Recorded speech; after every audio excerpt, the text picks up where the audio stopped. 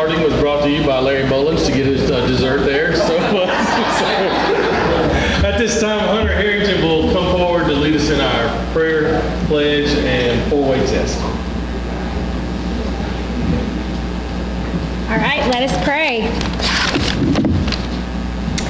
Dear Lord, we gather today with hearts full of gratitude for Rotary, an organization that embodies service and fellowship. We thank you for guiding the efforts of Rotarians around the world as they work tirelessly to make positive changes in their communities and beyond. Bless all the members of Rotary with wisdom and compassion so they may continue to serve selflessly and inspire others to do the same. Strengthen their resolve to promote peace, understanding, and goodwill among all people. Grant them the courage to tackle challenges and the resilience to persevere in their endeavors. We pray for the leaders of Rotary that they may be guided by integrity and vision, making decisions that foster growth and impact. Lastly, please bless this food to the nourishment of our bodies and us to your service. In your name we pray. Amen. And now the pledge. I pledge allegiance to the flag of the United States of America and to the republic for which it stands, one nation under God, indivisible, with liberty and justice for all. And now the four-way test of the things we think, say, and do. First, is it true? Second, is it fair to all concerned? Third, will it build goodwill and better friendships? Fourth, will it benefit to all concerned?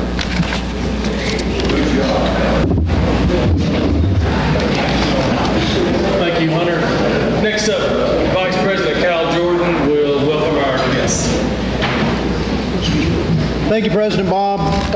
We're glad to have with us some visiting Rotarian today, BB Hosh from Tupelo. Hi, BB. Proposed members, we have Gary Smith with us. We'll be voting on him on next Tuesday for the board. We're glad to have you here, Gary. Nancy Stout, daughter of Ruth Remy from Houston, is visiting with us today. Nancy, thank you for being with us today. And then Martha Wells' guest, Graham Wells and Suli Ali. Welcome. Glad to have you all here. Today, for birthdays for this week, Dr. Bob Wolverton will be celebrating his birthday on August the 4th. And then membership service anniversaries, Buddy Mortimer celebrating 1 year with the club. Jack Forbes celebrating 48 years with the club. Joe Thompson celebrating 31 years with the club. Michael Davis celebrating 42 years with the club. Robert Clark celebrating 20 years. Sid Salter 30. And David Shaw 4. So thank those Rotarians for the years of service.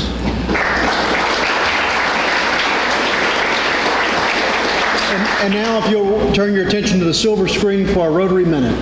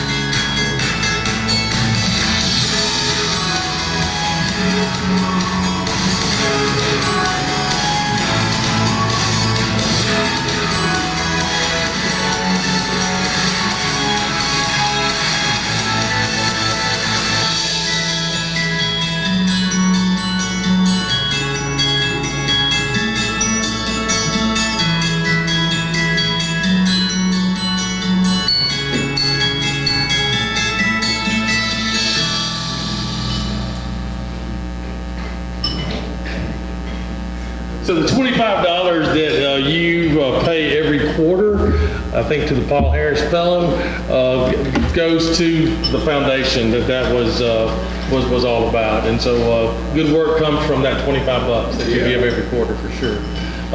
Next up is announcements. We're going to have Rotarian Stu Vance to come forward to talk to us about a special event.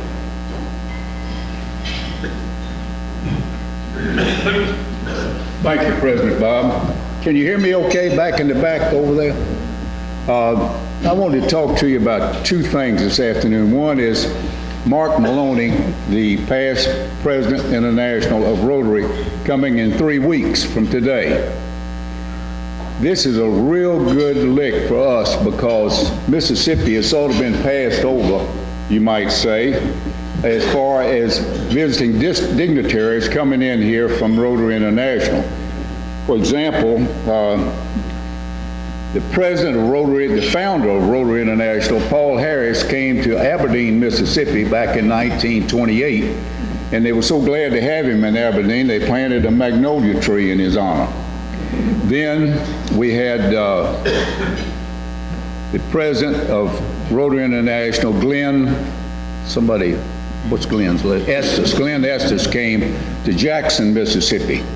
And so the only others that we have had is another past president, and then this one that's coming, Mark Maloney. He has visited Mississippi 3 times. This will be his 3rd visit to Mississippi. And so it should be a real honor and to have him come here. And the other thing is that I heard him talk once before, and he makes a wonderful talk on the Rotary Foundation. So you don't want to miss this. The second thing is that I'm sure all of you know exactly where the gathering place is. And so I wanted to explain it to you if you didn't know. You go right up this street, Jackson, about 3 miles until you get to fire station number 3.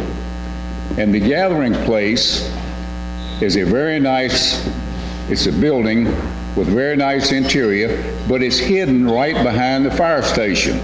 If you find the fire station and you see the jump tower where they hang their hoses off of, it's right across the street from it, and there's a sign out there that says the gathering place. Now, the best parking is behind the building, and if you get there late, you're going to have to park along the street. On both sides will be fine, and the main entrance is on the back side. But I think making this effort, you will be delighted to go to this place because it is first class inside. This building is owned by the Rogers family, the Chick-fil-A folks that are leasing it to us for this occasion. And the man's wife, Melissa, she's really going all out to see that we have a nice occasion out there. Any other questions, Mr. President? Thank you, Bob. Thank you, Stu. And we want to thank Stu Vance for getting all this together. It's been quite the ordeal, and so we really appreciate your efforts. A couple of more announcements. We're going to have a new member recruitment event. It is going to be at Walk-Ons from 5:30 to 7 p.m. on Monday evening, August the 21st. It's actually going to be the same day as this event, but just later on that afternoon and evening. So if you've got prospective members out there that may be interested in Rotary, or you can help them become interested in Rotary, please try to get them to this event, because this is a good transition for us just to answer questions and transition them into becoming Rotary members, hopefully. One other announcement, Public Relations Committee, we're going to meet one more time after today's meeting. So John Ford is not here right now, but he's babysitting his grandchildren. He's going to show up at 1 o'clock for this meeting. So if you're on the Public Relations Committee, please hang out after today's meeting. Yes, sir. PPR nightclub? Yes. Yeah, it's coming up. Thank you for reminding me of that. Yes, if you know of prospective members for the Golden Triangle, they call it the nightclub. I'm going to call it the evening club. I just don't like the way nightclubs. Columbus might call it the nightclub. We're going to call it the evening club. But it is going to be What time? 6, 5:30? I think it's 5:30. Yeah, 5:30 on Tuesday, August the 8th. So if you know people who really honestly can't afford the dues, this is going to be, they will not be paying the meal part of our dues, which is significant. Or if they don't have time to be here on Mondays, I know when I was a principal, I didn't have time to be here on Mondays to be a Rotarian. This club is designed for those kind of folks. So not this Tuesday, but next Tuesday, 5:30, Golden Triangle Airport. So if you know any folks who may be interested in that, that is an opportunity for them to become part of Rotary as well. All right, ready for the brag bucket? Any takers for the brag bucket? Polio Plus.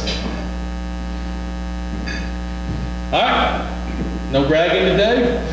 All right, next up, you're about to get this is actually the 5th Monday of the month, which means Roy Ruby gets to do an extra, nothing to do with Rotary Minute, and on top of that, you're going to get a double helping of Roy Ruby, because he's going to do the nothing to do with Rotary Minute, and then he's going to introduce our guest as well. That damn note's on the floor. What the hell? I got you. Are you in trouble? That shows the respect they have of me that threw the damn notes on the floor. This is a story of an Irish Catholic family. An Irish daughter had not been home for over 5 years. Upon her return, her father cursed her heavily. "Where have you been all this time, child? Why did you not write to us, not even a line? Why didn't you call? Can you understand what you put your poor mother through?" The girl started crying. She sobbed. She said, "Dad, I became a prostitute." The father, "You what? Out of here. Get out of here. You shameless harlot, sinner. You're a disgrace to this Catholic family." "Okay, Dad, as you say, I wish, and just for my last visit, I wanted to bring y'all some gifts. I have for my mama the finest fur coat. For my little brother, I have a Rolex watch. And for you, I have, Daddy, the sparkling new Mercedes limited edition convertible that's parked outside." "Now, what was it you said you had become?" said Dad. The girl started crying again.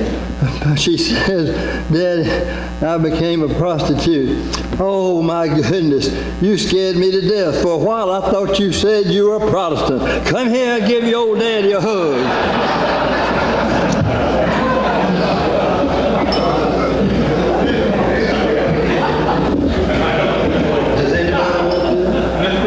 Before you introduce our guest, you got to introduce our guest too. So we want to see him here. Grant Harriger does have a quick brag. I have a quick brag. I'd like to say that for all y'all, I know it's going to be hard to believe, but our basketball team has made 28 three-pointers in 2 games in Portland. So we can brag on that. Yeah, I'm looking forward to the season. All right, boy, you want to introduce our guest? I'm sorry. Let you get a workout today.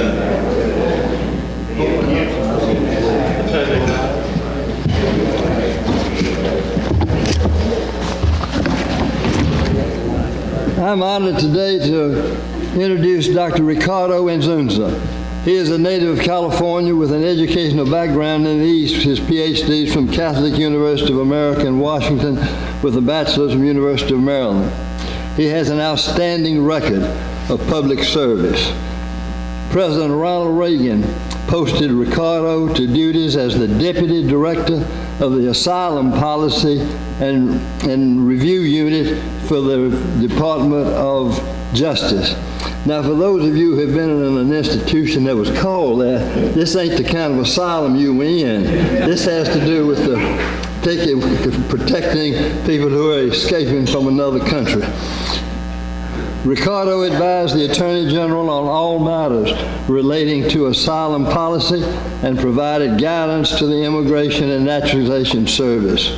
President Reagan also appointed Ricardo to the position of Director, Military Equal Opportunity Programs for the Department of Defense and Director of the Division of Consumer Affairs for the U.S. Department of Energy. he was a member of the Senior Executive Service. That's the upper echelon of management and government. President George H.W. Bush appointed Ricardo as Deputy Commissioner of the former Immigration and Naturalization Service. As a member of the Senior Executive Service, he's an SES 6. His responsibilities included providing daily executive guidance on all agency matters to more than 40,000 personnel worldwide. He also provided weekly status briefings to the Attorney General. Now retired from government service, he serves as CEO of a consulting firm that's had a number of congressmen as clients, as well as the World Bank as a client. He and his wife have chosen to live in Starkville, Mississippi, and he comes to us today as one of the leading authorities in the country on immigration and migration. Join me in welcoming Dr. Ricardo Inzunza.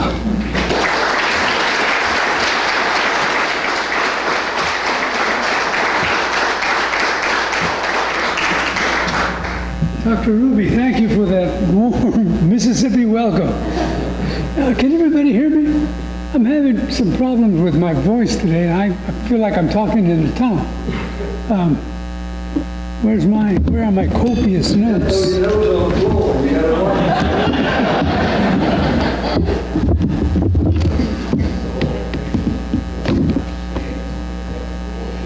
Well, I'm going to talk to you today about immigration. Americans have a lot to say about immigration. A lot of it is suspect. Most of it's derogatory. And the majority of it is wrong. You know? It's a difficult subject. It's complicated. I recall I was on the job for maybe, 2 or 3 weeks, and I had a question that popped into my mind about a son. And I was sitting in my office, and I had one of those, all the buttons on it. Push the button and somebody answers. Well, when you push the exams, there must have been somebody sitting there all the time, because I pushed the button and they said, "Yes, Commissioner." And I said, "I have a question." And they said, "Yes, Commissioner, what is it?" I said, "Well, it's a question about a son." And I heard this exhaling, almost like exasperation. "What kind of son is it, Commissioner?" I said, "It's a boy's son." And again, "Commissioner, is it a legitimate son? Is it an illegitimate son? Is it a legitimated son? Is it an orphan son? Is it an adopted son? Is it an intending adoption orphan son?"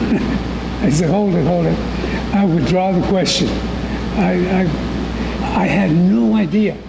Yes, ma'am. Hold your mic a little closer to your mouth. Okay, thank you. Can you hear me now? Better. Okay, thank you. So I had no idea that immigration was so complicated. Now they tell me, I don't know that this is true or not, that the two most complicated pieces of legislation that we have are the tax code and then immigration. I'm inclined to agree with that. Now, I recall when the Iron Curtain fell, I was leading a delegation in Russia under the Lautenberg Amendment, and we were trying to tell Russians and Ukrainians who were religious minorities that there was a new program in the United States where if they had family members here and they qualified, they could apply to this program and immigrate to the United States. I talked to one of our officers who was doing the seminars for us because she was fluent in Russian, and I asked her, how things were going.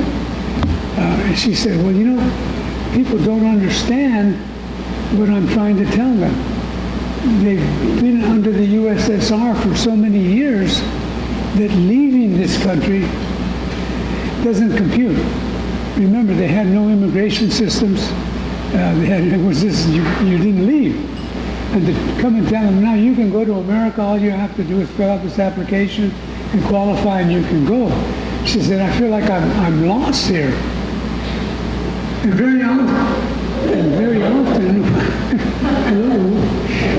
very often when I'm talking about immigration, I feel like I'm alone on the island.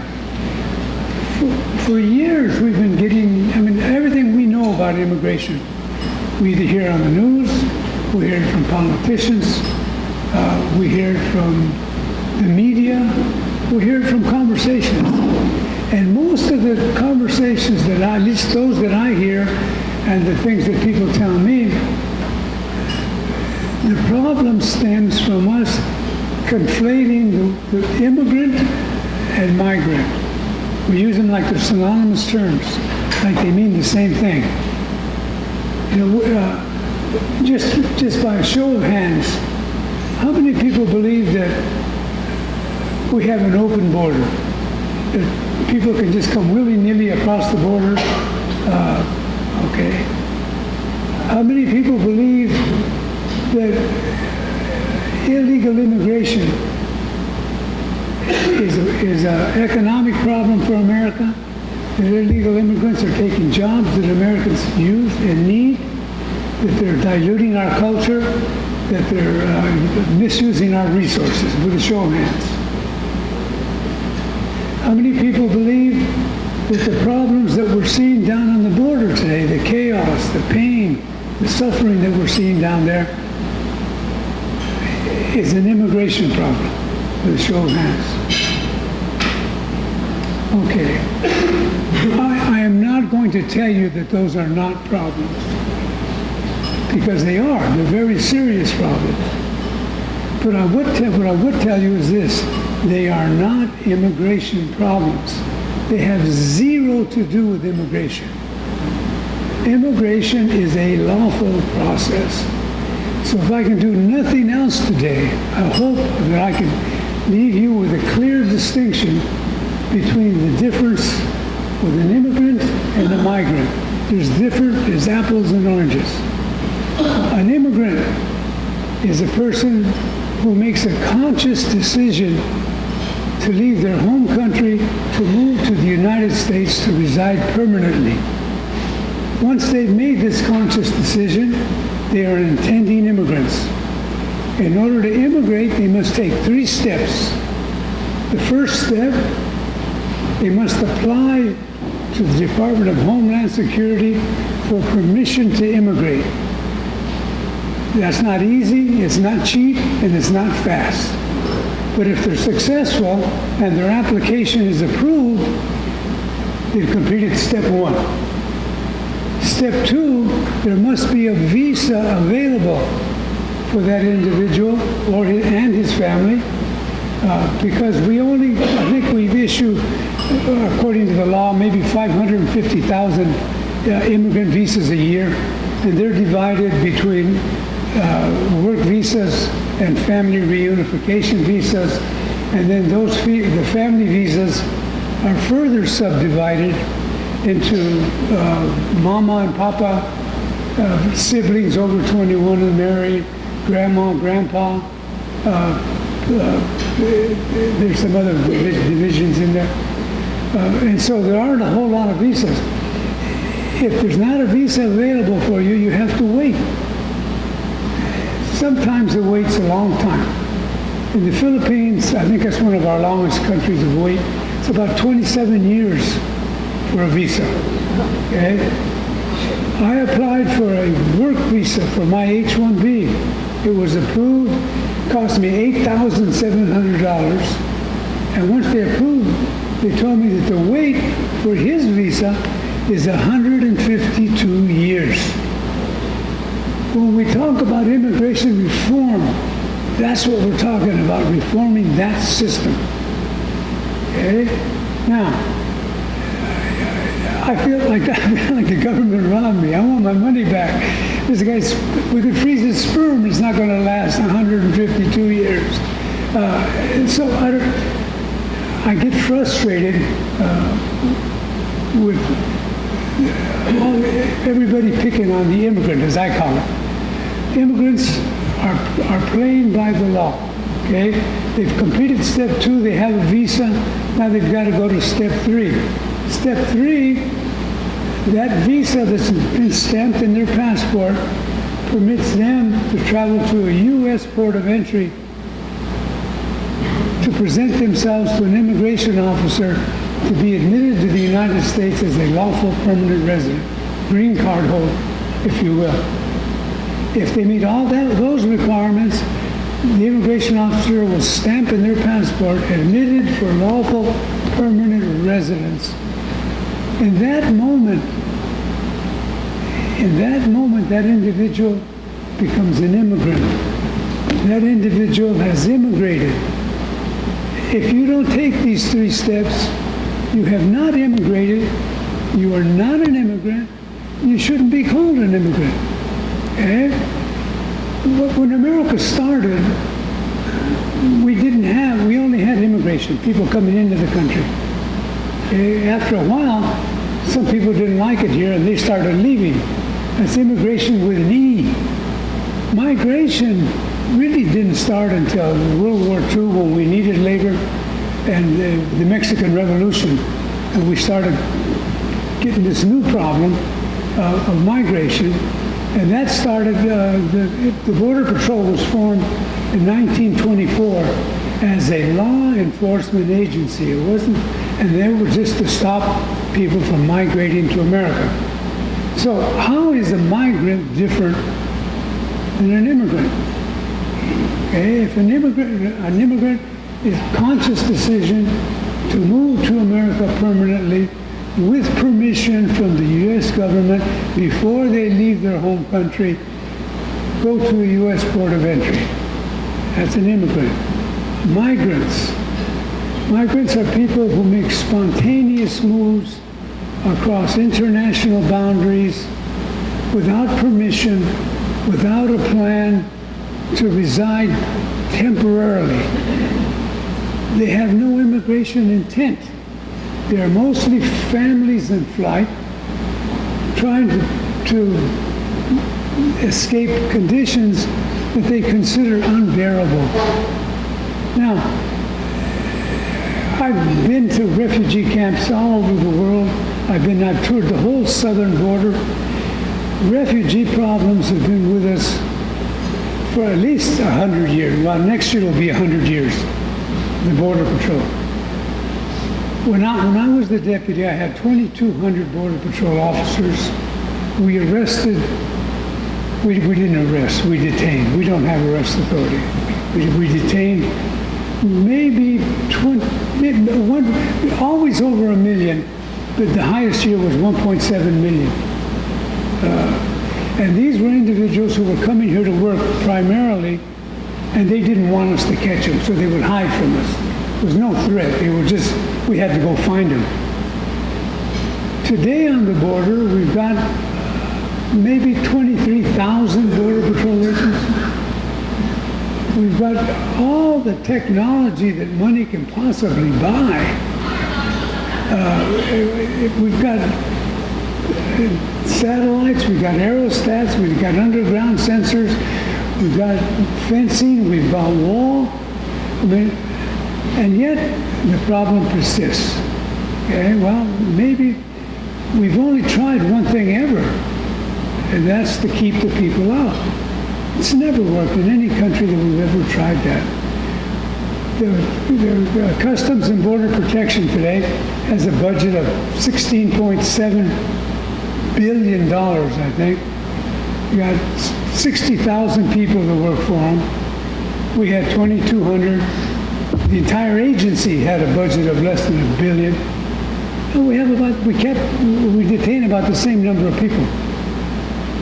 I think it's a fair question to ask, how effective is this plan? And it's going to happen over and over again. As I recall, in the last administration, it was the caravans that were coming. And we were told they were filled with rapists, narco-terrorists, all sorts of vermin. These are people, families in flight. President Obama had his problem. All the presidents, and this happens over and over again. It's been happening, but it's always treated like a new problem, and we're going to throw money at it to solve it. Well, we have, I don't know, maybe 15,000, 16,000 kids in custody in the United States every day. We spend over $70 million a day just incarcerating children. We spend billions of dollars a year incarcerating men and women whose crime is a civil offense.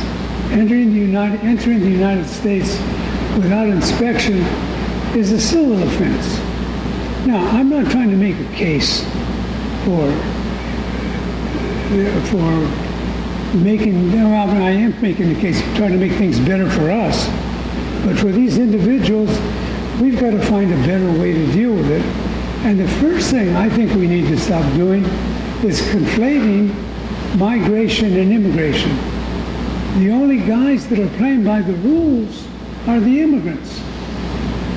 And the net result of that is, in 1986, President Reagan signed the largest piece of immigration legislation reform that we've had in the last 30, 40 years. It was called the Immigration Reform and Control Act of 1986. It had three major components: legalization, employer sanctions, enhanced enforcement. Enhanced enforcement, we threw more money at the border. It has nothing to do with immigration. All immigrants can go back and forth across the border.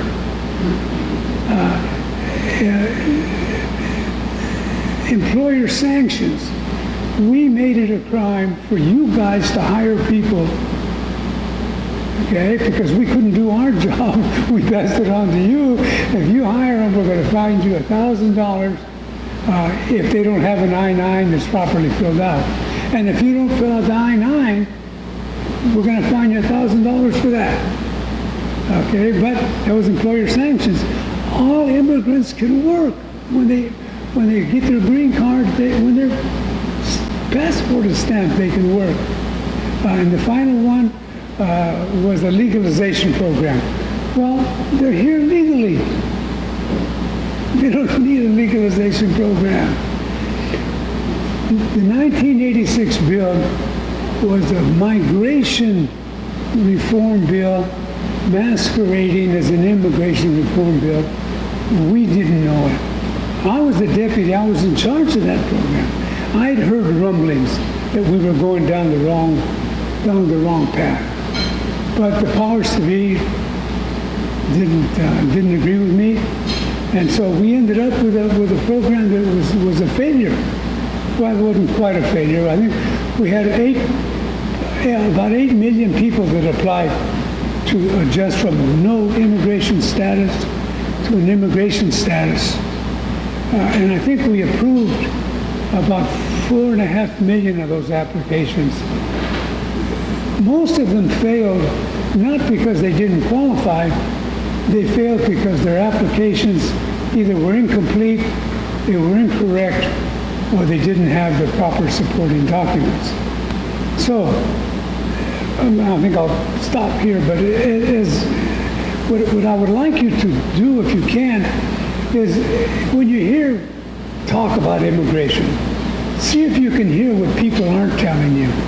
I'm sure some of you in here remember Paul Harvey. Now you know the rest of the story. We get part of the story, but we don't get the whole story.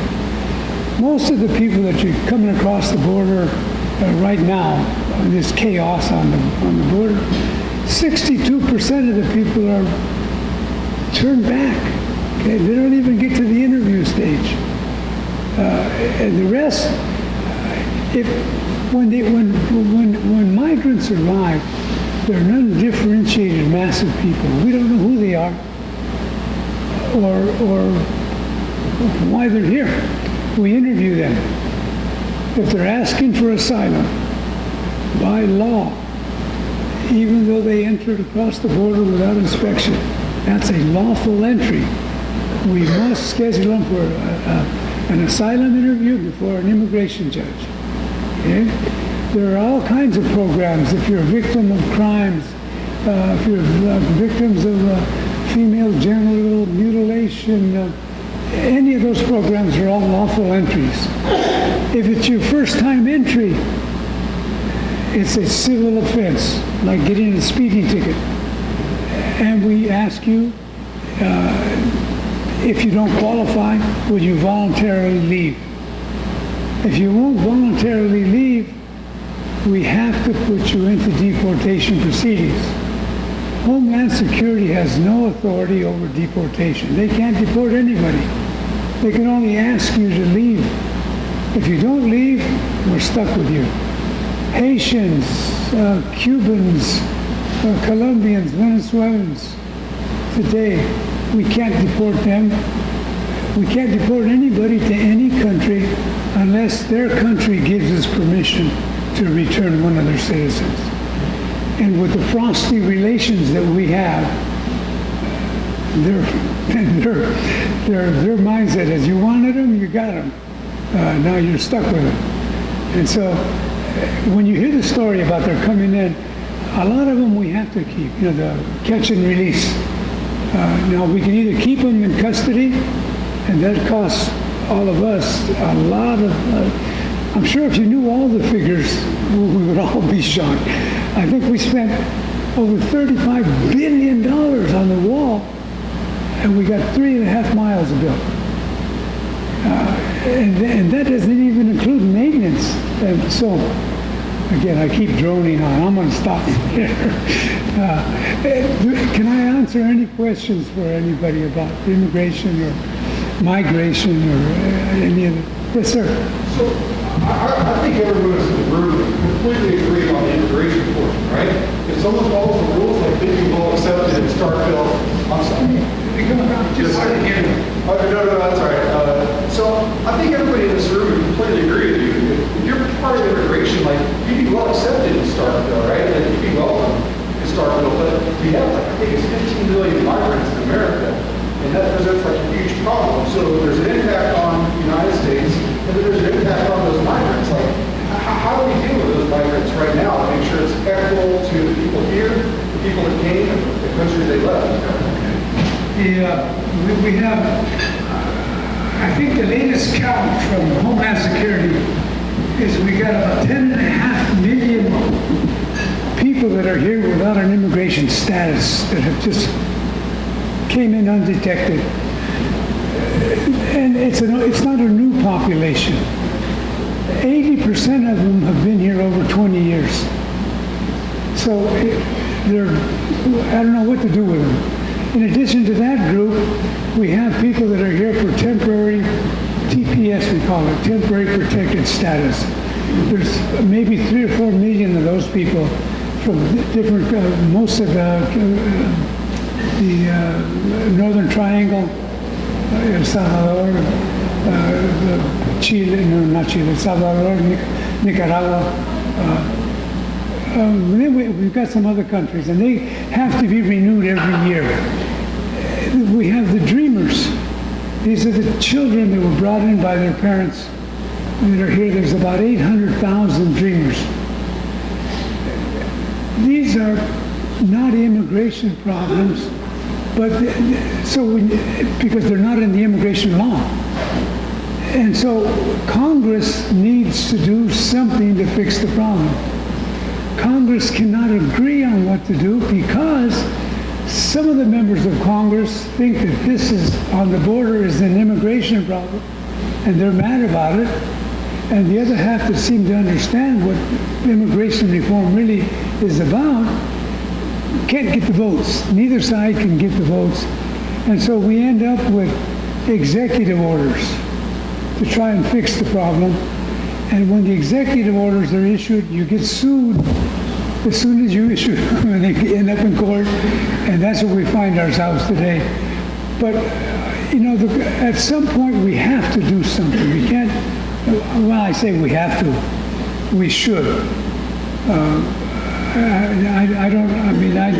I wish I had an easy answer for that, and it is, Congress, do your job. Come up with, but we can't coalesce around a single, we almost did it with Bush Jr. Remember, there was some legislation that was about to be passed, and then 9/11 hit, and all talk of immigration reform in America stopped. And we started talking, the argument changed from an economic argument, they're taking our jobs, so they could all have dirty bombs. They could be here to kill us. And it didn't matter that all of the terrorists came in legally, and we saluted them and said, welcome to America. They were going to school here, learning how to fly.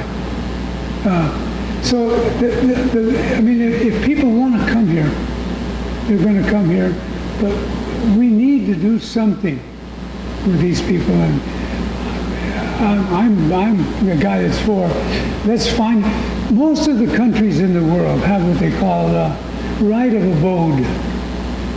If you have lived here for, put a number, 15 years, and you've had no problems with anybody, and you meet the same qualifications that any immigrant would meet, you can apply for right of abode. And if you qualify, then you just become an immigrant in that country. We have in our legislation, I forget the name of it now, but it's if you arrived in the United States before, it's the same thing as right of abode, but the date is set at 1972.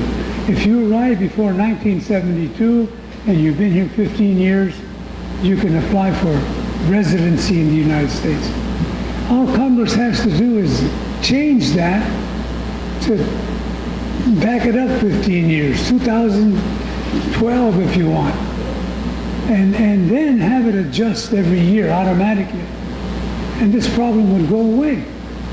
You know, if we wanted to stop the chaos on the border, why don't we get one of these closed bases and staff up people like we do for FEMA? Remember 9/11, they started doing the airports, the lines around the airports, people having to be inspected. You don't see it anymore. We planned, we analyzed, we solved the problem, we anticipated what was going to happen. We have never done that with migration. All we've done is throw resources at the border, and it's never worked. Yes, sir. The problem with dealing with asylum, isn't the problem with dealing with asylum primarily the number of immigrants, the fact that they don't have enough? Yeah, that's another problem. You know, Repeat the question, please. and it's always resources. Real loud, and never do loud. The question was, is the problem with asylum, the number of people in asylum, the fact that people come over, they get into the asylum program, and then it's never dealt with. Is the problem really the fact that the government doesn't have enough immigration judges to deal with it? And that's really the bottleneck. That's not true. Well, the blame certainly has to be at the feet of the government. If we don't want to do this, change the law. It's in the law. We have to do it. So, when I started as the deputy, we had no asylum officers. Okay, we didn't have anybody trained in how to interview somebody. You don't know whether the asylees are telling you the truth or not. We have no way of knowing. All we have to know is the standard is it more possible, how do they word this now? It has to be more, the chances have to be greater that you're telling the truth than they are that you're not telling the truth. Your story has to have internal consistency, and it's got to have external consistency. The guards came in and beat me up. How did they beat you up? And so we're looking at your body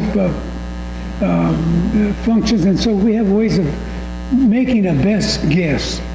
Now, asylum is very difficult. I think the average approval rate for asylum, I think it's about 22%. So that means that 8 out of 10 probably aren't going to make it. And they linger here for years because the Congress will not appropriate the funds, but they'll throw it at the border. Okay? They'll try and build walls. It's an embarrassment to me of all the money we've spent on the border. When we could move these asylees out quickly, give them an asylum. The law says you have to interview them within 72 hours.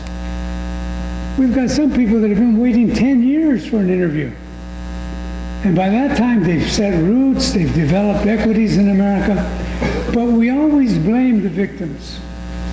The government's got to take some responsibility at some point for that.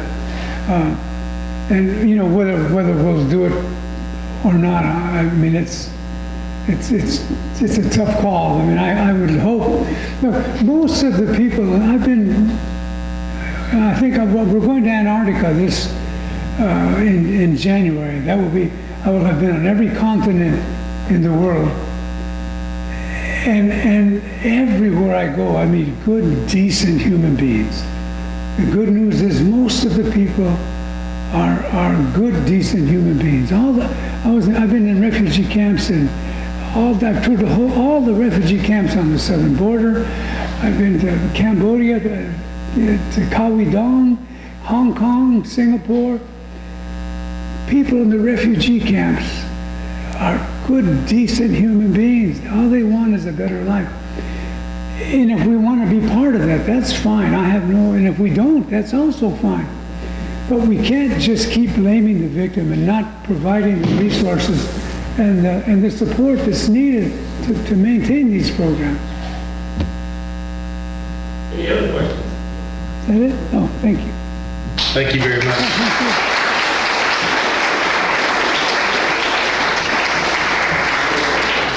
A donation is going to be made in your honor to the Starkville Foundation for Public Education, and we appreciate your knowledge of this difficult situation that seems to me needs some courage in D.C. to make some decisions to rectify, but time will tell. Next week, we are going to have the famous Joe Max Higgins from LINK, the Golden Triangle Economic Development Foundation. And he's going to talk about the latest and greatest things that are going on with bringing industry into our area. So be prepared for Joe Max next week. If you've never heard Joe Max before, you're in for a treat. So any other announcements? Just one more time, PR committee will meet right over here right after the meeting. So let's stand and state our motto.